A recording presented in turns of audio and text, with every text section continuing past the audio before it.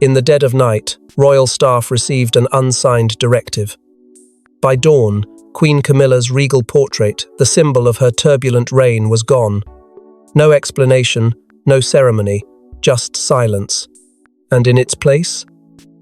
A veiled canvas, guarded like a state secret. What happened in the hours before this quiet upheaval sent tremors through the palace halls.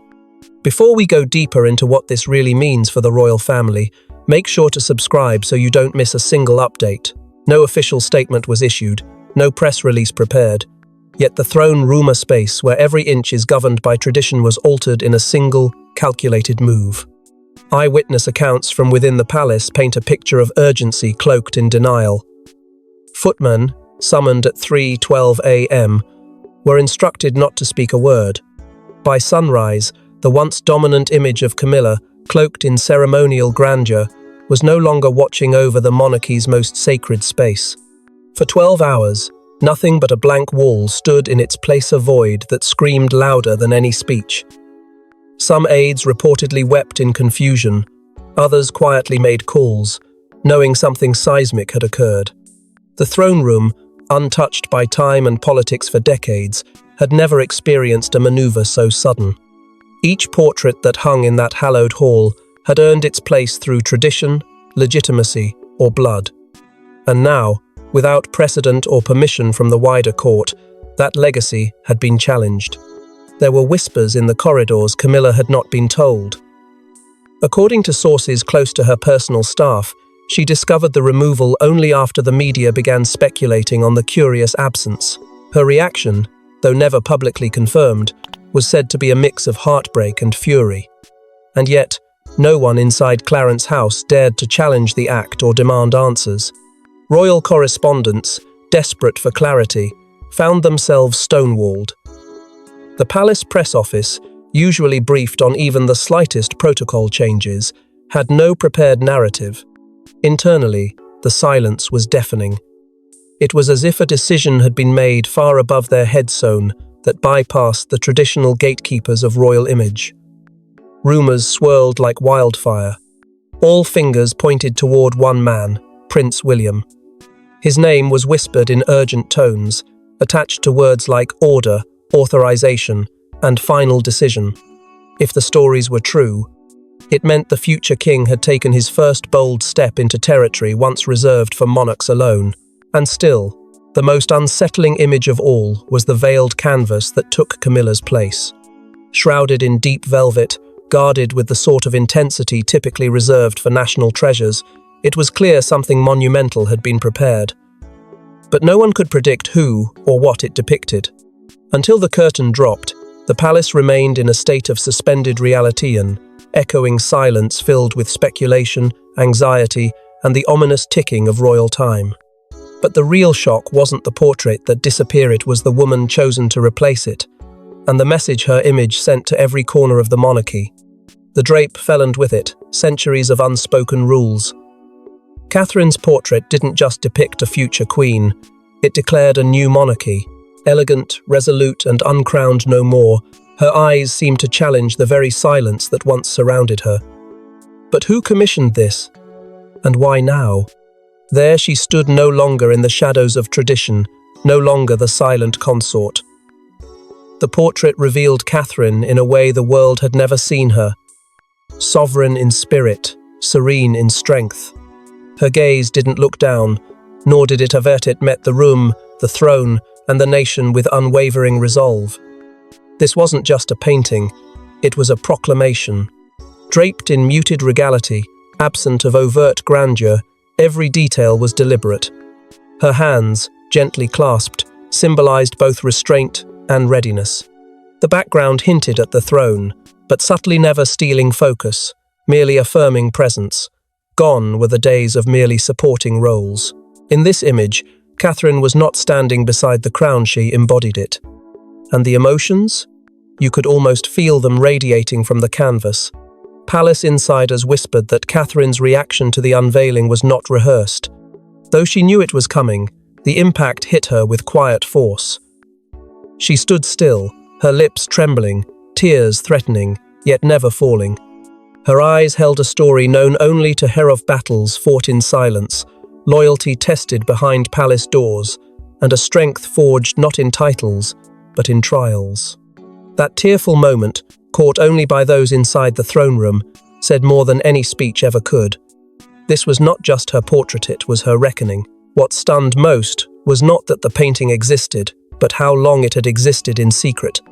Rumors now confirm it had been completed nearly 7 months prior, under a covert commission involving only a handful of trusted aides. The artist, sworn to secrecy, worked under a pseudonym. Sessions took place in undisclosed locations, and even the final frame was chosen away from palace art committees. This wasn't a rushed tribute, it was a carefully timed strike.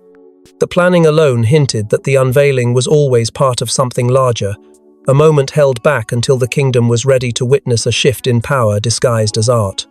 The contrast to Camilla's former portrait couldn't be sharper. Where Camilla's image leaned into ceremonial opulence layers of velvet, overt symbols of conquest, Catherine's presence spoke through restraint. No crown sat upon her head. No scepter, no jewels. Just strength. It was the portrait of a monarch in waiting, who didn't need to be declared, she simply was. Royal art historians, known for their guarded commentary, admitted the break from visual tradition was unprecedented. Some even described it as a symbolic rebellion. The portrait didn't just break protocol, it rewrote it. What started as the unveiling of a single painting was, in truth, the unveiling of a quiet revolution. With the brushstrokes of one artist and the silent backing of unseen powers, the monarchy had pivoted perhaps irrevocably. The royal family, known for moving slowly, had leapt forward in a single shattering moment. Behind this unveiling lies a deeper power shift tone that began with whispered meetings, a royal crisis, and William's fateful decision to choose image over blood. He said nothing. Not to his father, not to Camilla. But behind palace doors, Prince William orchestrated a move so subtle, so precise, it escaped traditional scrutiny until now. The decision to replace the portrait was not about aesthetics. It was about reclaiming the future. For months, tensions had simmered beneath the polished smiles and stiff royal waves. William, once patient, had grown weary of Camilla's quiet domination of court protocol. Her grip over ceremonial priorities, access to advisors, and control of certain royal spaces had evolved into an unspoken power. Every move she made was calculated, and every silence was strategic. William saw it, Aland said nothing. But each time his mother's legacy was brushed aside, each time Catherine was diplomatically overlooked or protocol-bound to a lesser role, the future king took note. This wasn't just about ego, it was about safeguarding the monarchy's soul. And so, while others argued behind curtains, William strategized behind closed doors. He convened a series of discreet meetings. Only a tight circle knew what was truly at stake. Loyalists, senior aides, and a handful of legal consultants gathered in a secluded wing of Kensington. The topic? Influence. Not political, but visual, symbolic. The kind of power that lingers in perception long after policy fades. William had realized that in this modern age, control of the throne room, its imagery, its symbols was the quiet battlefield of legacy. And Camilla's portrait, still gazing down from the walls, was more than oil and canvas. It was a statement. This is who sits beside the crown. William wanted that image erased and replaced. Reports later revealed that Charles had been informed but not consulted. Sources suggest that father and son had long disagreed over ceremonial matters, with Charles clinging to institutional tradition, while William pushed for a monarchy that reflected public sentiment. Catherine had become the people's queen long before the title was ever offered, and William knew it. The time had come to make that sentiment visible. The unspoken message was clear. This is who the nation recognizes. This is who history will remember. But how the order was executed caused ripples far beyond the throne room. The commission bypassed traditional royal committees. Palace archivists were stunned when asked to archive Camilla's portrait ahead of protocol. Alarm bells rang in administrative quarters. Long-time officials were reportedly sidelined. One anonymous insider said, "This wasn't a portrait swap, it was a message in a frame." And yet, no one dared stop it. The order had William's sealant, his silence. He emerged not as a passive heir, but a calculating architect of change. For the first time since Charles's reign began, William made it clear that his vision would not be deferred. He didn't confront Camilla. He didn't engage in a public clash. Instead, he spoke through legacy, lineage, and visual memory. And in doing so, he ignited the most subtle yet seismic power shift the monarchy had seen in decades. But William wasn't acting alone. Behind the scenes, a new alliance was forming that would shake Camilla's grip on power and ignite loyalties in unexpected corners. Catherine's rise was no solo ascent. In hushed corridors and off-the-record calls, powerful figures rallied behind her image. But who were the architects of this royal reshaping, and what did they stand to gain from Camilla's fall? It began quietly, almost imperceptibly, a change in presence, a reordering of faces in the background of official photographs, an adjustment to who stood where during royal engagements. Princess Anne, long known as the most disciplined member of the firm, made subtle but deliberate choices. Her schedule began aligning more often with Catherine's. Joint appearances, once rare, became frequent. Observers noticed how Anne, once fiercely private, was now standing side by side with her niece-in-law during key events, sharing more than just duties. It was not merely symbolism, it was strategy. Anne's silent nod of allegiance carried the weight of legacy, and it did not go unnoticed within the palace walls. Then there was Sophie Wessex, long overshadowed, often underestimated. But in the inner chambers, she became one of Catherine's most trusted confidantes. Sources suggest she was present at multiple closed-door meetings where future ceremonial roles were being informally discussed. Sophie didn't push, didn't posture. Instead, she guided. She calmed tensions, neutralized dissent, and helped stitch together the fraying threads of tradition around a new Centre Catherine. And through it all, her loyalty never wavered. When questioned privately about Camilla's influence, Sophie reportedly responded only with a quiet shake of her head. Even Lady Louise entered the fold. Her presence, once peripheral, suddenly began to carry symbolic weight. At several public functions, she was seen wearing a brooch linked to Catherine's personal cresta signal, some believe, of generational alignment. For a royal whose future role was once unclear, her quiet support of Catherine sent a clear message. Meanwhile, the media machine began its own transformation. Articles began surfacing, painting Catherine as the steady hand, the gentle heart, the symbol of a monarchy reborn. Editorials praised her restraint during crises, her ability to remain untouched by scandal. Palace insiders deny orchestrating these narratives, but the coordination was unmistakable. News outlets, once hesitant to challenge Camilla's standing, began shifting their tone. The Queen Consort, once positioned as the stabilizing force beside Charles, was now being outshined by a woman who hadn't even been crowned. And within the palace itself, the stirrings of rebellion grew louder.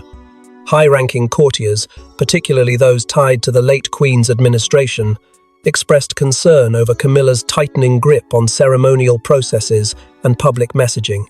Some felt traditions were being distorted, roles overstepped. It wasn't that they hated Camilla, it was that they feared where her unchecked influence might lead. These fears birthed a quiet coalition group of advisors and royals bound not by title, but by a shared belief in a different future. This was the birth of an unofficial royal council. Operating without formal structure, yet wielding real power, it aligned itself with William not out of ambition, but necessity. In Catherine, they saw more than grace. They saw continuity, compassion, and clarity. They saw a future monarch who could unify the public and the palace. Together, they didn't just support her rise, they ensured it. Yet even as Catherine's star rose, Camilla was far from defeated. What followed next was a chilling attempt to reclaim her lost ground, and it began with a whisper from Charles himself. Caught between a wife and a son, King Charles faced a choice no monarch should ever make. But silence is also a decision, and his refusal to publicly intervene exposed more than hesitation. It revealed a fracture in the very heart of the crown. The portrait had vanished, and with it, Camilla's presence from the throne room. Yet the king, her husband, her protector, said nothing. The court waited. The press speculated, and palace staff watched for the slightest reaction. But the king remained still, locked behind walls more ancient than the crown itself. Behind closed doors, the silence was deafening. According to palace insiders, Charles was deeply shaken.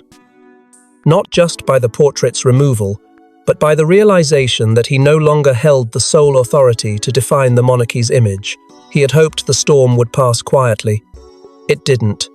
Camilla, devastated and blindsided, pleaded with Charles to restore her place, if not in paint, then in presence. But William, resolute and unwavering, stood his ground. This wasn't merely a family dispute, it was a constitutional reckoning. Charles was expected to choose, and he didn't.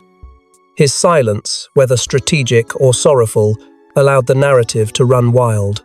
Every moment without a statement fed speculation that the king had either lost control or handed it over willingly.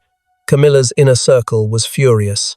They expected a declaration, a royal correction, an act of loyalty. Instead, they got a man broken by conflict, trapped by love on one side and legacy on the other. Whispers began to circulate about Charles's condition. Reports emerged of him withdrawing from scheduled meetings, delaying responses, appearing visibly worn. Aides noted a change he had become a figure of burden, not command. Some nights, they say, he walked the palace halls alone, lingering by the throne room door but never entering. The portrait's absence haunted him, but so did the realization that time was no longer his ally. He was a king, yes, but one surrounded by power players far bolder than he had ever been. To the public, Charles's silence felt like consent. Without uttering a word, he had allowed Catherine to ascend in the eyes of the nation. His hesitancy became a kind of endorsement, and with it came a dramatic shift. The country no longer saw a man reigning with certainty, but a monarch overshadowed by the very people closest to him. Sympathy began to turn first toward William's vision, then toward Catherine's quiet dignity. And Charles? He became a cautionary Talea ruler caught in the eye of a storm he refused to command. But while the king retreated into silence, Camilla did not. Her fury, once veiled behind composure, now ignited into action. She had lost her image, but not her ambition. And behind the palace curtains, she was preparing a move so shocking it would leave even her most loyal allies questioning everything. Camilla, however, would not surrender her throne of influence without retaliation. And what she did next stunned even her most loyal allies. She vanished from the spotlight, but not from power. In a calculated move, Camilla launched a counteroffensive that sought to undo the portrait scandal and shatter the alliance behind Catherine. What she unleashed next nearly tore the monarchy in two. In the immediate aftermath of her public erasure from the throne room, Camilla disappeared from official engagements. For days, her absence was interpreted as retreat. But it wasn't surrender, it was strategy. When she re-emerged, it wasn't on the arm of the king or under the scrutiny of press photographers. It was through whispers, through memos, through disruption. The first blow was subtle, her abrupt cancellation of all previously scheduled joint appearances with William and Catherine. No explanations were given. Palace staff were left scrambling, redrafting programs, issuing vague statements to the media. The symbolism was unmistakable. She was drawing a line in the sand, publicly severing any illusion of unity. Then came the press leaks, deliberate, damaging, and meticulously timed. Within hours, multiple tabloids began running stories, suggesting the portrait swap had been executed in haste, with no consultation, and at a time when Camilla was already vulnerable. Anonymous palace sources described the move as premature, heartless, and politically dangerous. Headlines screamed betrayal. Public sympathy, which had begun to lean toward Catherine, began to blur. Questions swirled. Had the new royal order gone too far? Was William using Catherine's image to eclipse the Queen Consort while Charles stood helpless? But Camilla didn't stop there. In a more sinister maneuver, her allies began to question the financial origins of Catherine's portrait. Allegations surfaced that the Portraits Commission had bypassed official budgetary review, raising concerns of misappropriation of royal funds. No formal inquiry was opened, but the damage was done. The hint of scandal was enough to rattle even the most loyal advisors. The whispers grew louder. Was this painting Catherine's coronation in disguise? Behind the scenes, Camilla sought to reclaim her image literally. Reports suggest she called upon her network of senior allies in the Royal Collection Trust and attempted to have a new portrait approved for installation in a separate ceremonial chamber. One that would rival, if not overshadow, the throne room. Her message was clear. She would not be erased. She would not allow history to be rewritten without a fight. Desperate to restore order, Camilla pressed Charles to issue a clarifying public statement, one that would reaffirm her position, rebuke the portrait's narrative, and silence the growing support behind Catherine. But once again, the king refused. His silence, this time, was not indecision, it was fatigue. He had lost control of the palace's tempo, and Camilla's demands only deepened his isolation. The refusal was a breaking point. Within the palace, the tension reached critical mass. Senior aides, many of whom had served since Queen Elizabeth's time, openly debated resignation. Their loyalty was not to one woman or one portrait, but to the institution. And that institution, they feared, was being pulled apart by internal sabotage. A quiet mutiny brewed in corridors that once echoed with order. The palace, once unshakable, had become a battlefield of loyalty and legacy. But just as Camilla's retaliation peaked, a sealed envelope was quietly delivered to William's private study, an envelope that held a secret from the Queen herself. Long believed to be destroyed, a letter written by Princess Diana re-emerged at the most pivotal moment. Addressed to her sons, it contained a prophecy, a warning and a blessing. When William read her words, he made a vow that would change everything. The envelope arrived without fanfare, tucked among routine correspondence, yet bearing a seal William hadn't seen in decades. It had been unearthed during a quiet inventory of Diana's remaining possessions, reportedly hidden within a compartment of her private safe, a place so fiercely protected that even palace officials believed it had been emptied after her death. The timing couldn't have been more devastating. As the monarchy fractured around him, as his father withdrew and Camilla retaliated, William opened a letter from the mother he'd lost but never forgotten. And in her handwriting, he found clarity. The letter was brief but deeply personal. Diana had written it in a moment of reflection, just weeks before her tragic end. In it, she spoke not of fear or regret, but of foresight. She warned of manipulation, of public illusions, of a crown that would one day rest on fragile foundations. But then came the line that would shake William to his core. She will wear the crown with grace, if the world lets her. You will know her when you see her stand alone, but unshaken. There was no name, but William didn't need one. He knew. Those words weren't just a mother's musings, they were a call to action. According to close sources, William was overcome. Staff were dismissed for hours. He remained alone, staring at the ink as if it carried his mother's voice. It is said he wept not for the chaos around him, but because in that moment all of it made sense. The portrait, the power struggle, the silence from his father, it was all leading to this. Diana had seen something in Catherine long before William ever understood the depth of it himself. And now, with that letter in hand, his hesitance was gone. This letter didn't just reaffirm his course, it ignited it. Catherine's portrait, once a bold political maneuver, now became a deeply personal mission. It wasn't about revenge against Camilla or seizing a crown early. It was about honoring the woman who had stood by him in silence, just as Diana had once stood alone. The symmetry was haunting. The woman mocked for her restraint was the very embodiment of Diana's vision. She was not loud, but she was clear. Not forceful, but unbreakable. The portrait captured more than Catherine echoed Diana's words in brushstrokes. Speculation soon followed. Why now? Why was the letter hidden all these years? Some insiders suggest it had been intentionally withheld by senior palace figures, fearful of its implications. Others believe it was simply misplaced, its rediscovery a coincidence wrapped in fate. Either way, its impact was irreversible. Diana, once silenced by tragedy, had returned through paper and ink to shape the future of the crown. With Diana's voice echoing from the past, William knew the battle had become more than political, it was spiritual. And so, the final blow was prepared, quietly, beneath the public eye. When Catherine stepped into the throne room alone, she wasn't just walking into history, she was walking into a war zone of legacy and bloodlines. But her silence spoke volumes. She paused beneath her portrait, nodded once, and with that, the monarchy's centre of gravity shifted forever.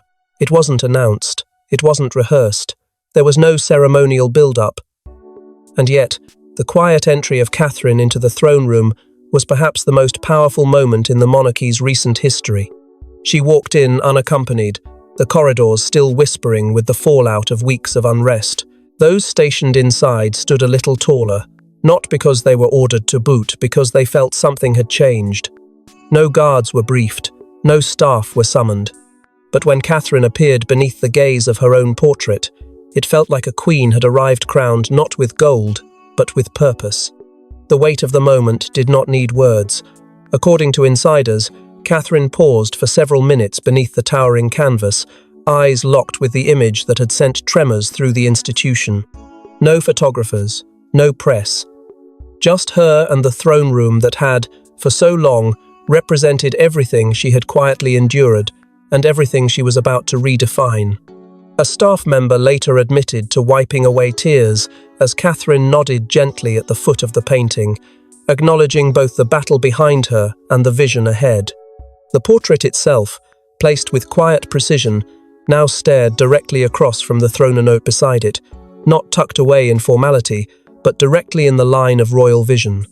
Every future audience, every historic decision, would take place in the shadow of that image. And with it, Catherine had anchored herself not just to the monarchy, but to the soul of the crown itself. The decor of the room had shifted too, not obviously, but unmistakably. Rich tapestries bearing the Queen Mother's floral motif now hung alongside more modern royal crests, subtly blending legacy with a new identity that only those looking closely would catch. The balance had been recalibrated, not through decree but through design. International media took immediate notice. "A new era has begun," declared one major headline within hours. Foreign dignitaries, once skeptical of William's assertiveness and Catherine's perceived passivity, began issuing quiet congratulations to palace officials. This was not merely a domestic spectacle, was a global signal. Britain's monarchy, long defined by tradition, was learning how to evolve in silence, and Catherine had become the emblem of that transformation. Without giving a speech, she had delivered a message more thunderous than any proclamation, and yet, the symbolism of the day reached even further in her absence. Camilla was nowhere to be seen. Not at court, not in any adjoining wing. For someone who had once fought so hard for visibility, her absence that day was louder than any presence she could have offered. It was viewed by some as surrender, by others as protest. But for most inside the palace, it was accepted as confirmation a queen had withdrawn, and another had stepped forward. But in monarchy, nothing ends with silence. And even as Catherine stood crowned by canvas, another twist was quietly unraveling in the background. What if the portrait was never William's idea? What if the masterpiece that upended the monarchy was part of a deeper, older plan set in motion long before Camilla's crown was even forged? The final twist came not from the palace, but from the edges of its shadow. A confidential inquiry into the portrait's commissioning unearthed something startling. An artist, registered under a pseudonym, had been paid in full 2 years before Camilla ever ascended as queen. The name used on the documents did not match any known royal affiliate, but the trail led to a studio in the English countryside, far from the reach of prying eyes. There, buried in old invoices and protected by non-disclosure clauses, lay the blueprint of something no one expected. A portrait of Catherine, regal, poised, and unmistakably destined for the throne room. What startled investigators wasn't just the art, it was the intent. Multiple drafts were discovered showing Catherine in varied expressions of power, from soft symbolism to unyielding sovereignty. One sketch was annotated with the words, "Place her where the crown is born." That alone sparked a storm of speculation. Who gave those instructions? And more importantly, when? Rumors began to circle that Princess Anne had played a quiet role in the original commission, possibly shielding the effort under the guise of a private family tribute. If true, it meant this transformation of royal image was never impulsive. It was architected, prepared. The artist, finally tracked down but legally restrained from revealing key details, gave a single, cryptic statement to a trusted source. This was meant for a queen, not a consort. No names, no politics, just an unshakable belief that the canvas was destined for more than ceremony. That statement alone cracked open the narrative the palace had tried so hard to control. Because if Catherine's portrait was commissioned long before Camilla's own rise, it means this was never just about the present, it was about correcting a course long ago perceived as broken. And so the question remains, who was truly behind it all? Was it William executing a masterstroke of legacy, or Anne ensuring the memory of her mother's monarchy passed into the right hands? Or perhaps it was Diana's echo through the corridors of memory, guiding the crown toward the woman she saw before anyone else did. The portrait was never just paint and vision. It was prophecy, wrapped in oil, time, and silence. In the end, this wasn't just about a portrait. It was about who the monarchy chooses to remember and who it chooses to erase. Thanks for watching. Please don't forget to like and subscribe, and we will see you in next one.